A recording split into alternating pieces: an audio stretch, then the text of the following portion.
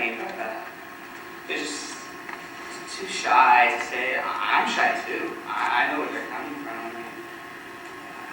And none of them are just going to come out and say it, especially with Chris. And there was one time where they invited me to a party, all the popular good-looking girls, and I got all dressed up and everything. I was the only boy there.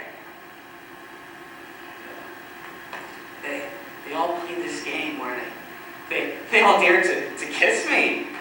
And they giggled and laughed about it. Of course, none of them did.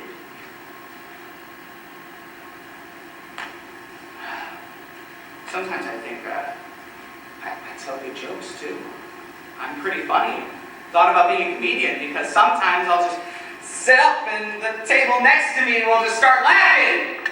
And I don't know what it is that makes me so funny. As far as Chris and it's not fun to make. It's just not fun to make them laugh.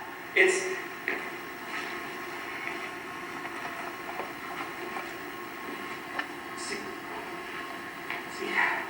sometimes I just wish their little hearts would stop. I fantasize about that. Sometimes someone like Chris will just be standing there choking, and he'll be motioning over to me. Give me the high leg maneuver.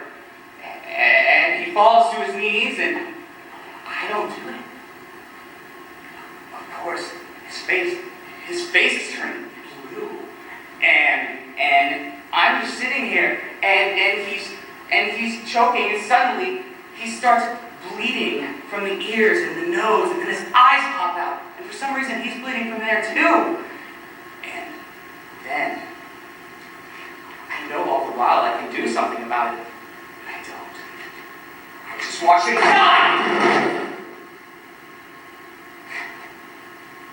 And then, he's just sitting there.